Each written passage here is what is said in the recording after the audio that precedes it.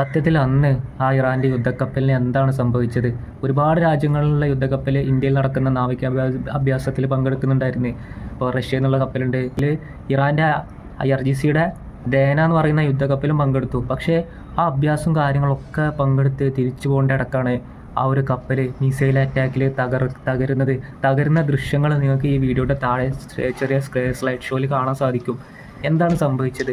സത്യത്തിൽ നിങ്ങൾ ഒരുപാട് ഇവിടെ തള്ളിമറിക്കുന്നത് പോലെ ഇറാൻ ഒരിക്കലും അമേരിക്കനെ യുദ്ധം ചെയ്ത് തോൽപ്പിക്കാനേ കഴിയില്ല. കാരണം ഇറാന് എയർഫോഴ്സ് ഇല്ല, ഇറാൻ്റെ അടുത്ത് യുദ്ധവിമാനങ്ങളില്ല. ഇനി ഉണ്ടെങ്കിൽ തന്നെ അത് സോവിയറ്റ് യൂണിയൻ്റെ കാലത്തുള്ള പഴയ ജാംബാൻ്റെ കാലത്തുള്ള യുദ്ധവിമാനം കാര്യങ്ങളൊക്കെയാണ്. അതൊക്കെ ഈസിലായിട്ട് തകർക്കാൻ സാധിക്കും.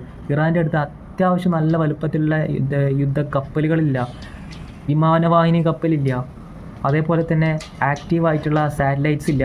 ഇതൊന്നും ഇല്ലാതെ ഇറാൻ എങ്ങനെയാണ് അമേരിക്കനെ യുദ്ധം ചെയ്ത് തോൽപ്പിക്കാമെന്ന് എത്ര ആലോചിച്ചിട്ട് മനസ്സിലാകും. പിന്നെ ചില ചാനലുകളിൽ കാണാൻ സാധിക്കുന്നുണ്ട് അവിടെ സ്ഫോടനം. ശരിക്കും പറഞ്ഞു കഴിഞ്ഞാൽ എന്താണ് സംഭവിക്കുന്നത്? 100 മിസൈൽ വിട്ട് കഴിഞ്ഞാൽ 98 മിസൈലും അന്തരീക്ഷത്തിൽ വെച്ച് തന്നെ ഇൻ്റർസെപ്റ്റ് ചെയ്യുകയാണ്. അപ്പോൾ 2 മിസൈൽ ചിലപ്പോൾ പതിക്കും, അല്ലെങ്കിൽ ഈ തകർത്ത മിസൈലിൻ്റെ അവശിഷ്ടങ്ങൾ ഭൂമിയിലേക്ക് വന്നിട്ട് അത് തീ പിടിച്ചുകൊണ്ടാണ് ഒരുപാട് പേർക്ക് പരിക്കേൽക്കുകയും അതേപോലെ തന്നെ കൊല്ലപ്പെടുകയൊക്കെ ചെയ്യുന്നത്. അല്ലാതെ ഒരിക്കലും ഇറാനെ അമേരിക്കനെ യുദ്ധം ചെയ്ത് തോൽപ്പിക്കാൻ പറ്റില്ല എന്നുള്ള സത്യം നിങ്ങൾ മനസ്സിലാക്കുക. അതിപ്പോൾ ഇസ്രായേലിൻ്റെ കയ്യിലാണെങ്കിൽ F-35 F-22 റാപ്റ്റർ ഉണ്ടോ എന്നറിയില്ല, F-30 സ്റ്റെൽത്ത് ബോംബർ വിമാനം, ഒരുപാട് 5th ജനറേഷൻ യുദ്ധവിമാനങ്ങളുണ്ട്. ഇറാൻ്റെ കയ്യിൽ ഒന്നുപോലും ഇല്ല. പിന്നെ എങ്ങനെയാണ് അത് പോസിബിൾ ആവുക? പിന്നെ നിങ്ങൾ പറയുന്നുണ്ടാവും റഷ്യ യുക്രൈൻ യുദ്ധം എത്ര വർഷമായിട്ട് തുടങ്ങിയിട്ട് ഇപ്പോൾ അതിൻ്റെ ഒരു അവസാനമായിട്ടില്ലല്ലോ എന്ന്. അതേപോലെയാണ് ഈ യുദ്ധം. കാരണം റഷ്യ യുക്രൈൻ യുദ്ധത്തിൽ യുക്രൈനെ സപ്പോർട്ട് ചെയ്യേണ്ട ആരാ? നാറ്റോ ആണ്. അതായത് 10-25 രാജ്യങ്ങളാണ് യുക്രൈൻ്റെ പിന്നിലുള്ളത്. അപ്പുറത്ത് US-ഉം യുക്രൈനെ സപ്പോർട്ടായിട്ടുണ്ട്. ഇവരൊക്കെ എതിരിടുന്ന റഷ്യ ഒറ്റക്കാണ്. പക്ഷേ ഈ യുദ്ധത്തിൽ ഇറാനെ സപ്പോർട്ട് ചെയ്യാൻ ആരുണ്ട്? ആരുമില്ല. ഒറ്റക്ക് കൊള്ളാനേ വേണ്ടി വരും. അപ്പോൾ പറഞ്ഞു വരുന്നത് എന്താണെന്ന് ചോദിച്ചു കഴിഞ്ഞാൽ, ആ ഒരു ദേന എന്ന് പറഞ്ഞ യുദ്ധക്കപ്പൽ കടലിലൂടെ ഇങ്ങനെ പോവായിരുന്നു. കടലിലൂടെ പോകുമ്പോൾ നമുക്കറിയാം യുദ്ധം നടക്കുന്ന സമയമാണ്. ഇന്ത്യൻ ഓഷ്യൻ്റെ പുറത്തിട്ടോ, ഇന്ത്യൻ അതിർത്തിക്കുള്ളിലല്ല, പുറത്ത് ആ ഒരു കടലിൻ്റെ അടിയിൽ ഏകദേശം 10ഓളം അമേരിക്കൻ്റെ സബ്മറൈൻസ് ഒളിച്ച് കിടക്കുന്നുണ്ട്. അതിൽ US-ൻ്റെ അന്തർവാഹിനി കപ്പൽ ഇറാന് കപ്പൽ വരുന്ന വിവരം കിട്ടി. എന്നിട്ട് സോണാറുള്ള ആ ഒരു ട്രാക്കിംഗ് സിസ്റ്റം, വെള്ളത്തിലുള്ള ആ സോണാർ സെറ്റ് ഉപയോഗിച്ച് ഇറാൻ്റെ ദേന എന്നുള്ള കപ്പൽ എവിടെയാണെന്ന് ട്രാക്ക് ചെയ്തിട്ട് ആ ഒരു വിവരം തിരിച്ച് ആ ഒരു നമുക്കറിയാം ഒരുപാട് സാറ്റലൈറ്റ്സിൻ്റെ കാര്യത്തിൽ അമേരിക്കനെയും ചൈനനെയും വെല്ലാൻ നിലവിൽ ഒരു രാജ്യത്തിനും കഴിയില്ല. ഇന്ത്യയും ഒരുപാട് ഡെവലപ്പായിട്ട് വരുന്നുണ്ട്. പക്ഷേ ഏറ്റവും നമ്പർ 1 US ആണെന്നുള്ള കാര്യത്തിൽ സംശയമില്ല. അങ്ങനെ ആ ഒരു ദൃശ്യങ്ങളും കാര്യങ്ങളും ഇറാൻ്റെ കപ്പലും യുദ്ധക്കപ്പൽ ദേര എന്ന് പറയുന്ന കപ്പലിൻ്റെ ലൊക്കേഷൻ കിട്ടിയിട്ടുള്ള ആ ഒരു അമേരിക്കൻ്റെ US അന്തർവാഹിനി എന്ന് വരുന്ന സോണാർ സിസ്റ്റം ഉപയോഗിച്ച് ട്രാക്ക് ചെയ്തിട്ട് മിസൈൽ വിക്ഷേപിക്കുക.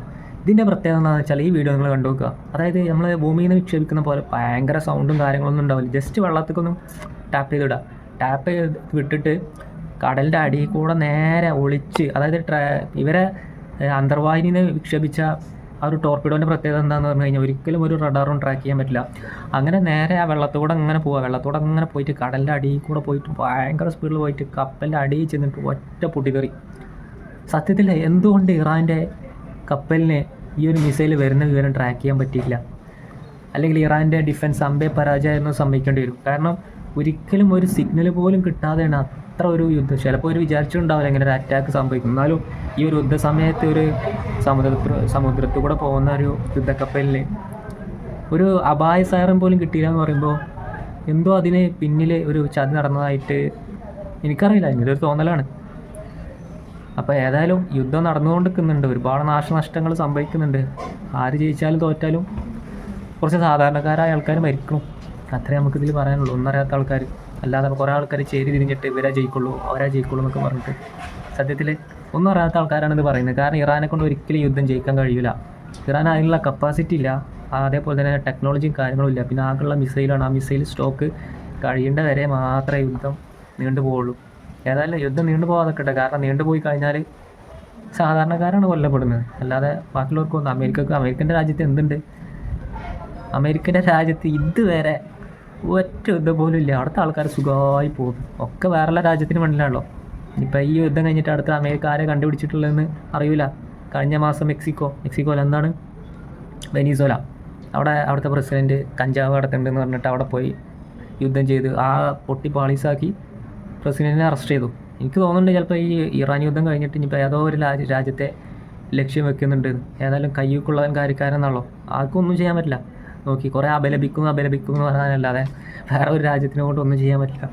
ഓക്കെ എന്നാൽ.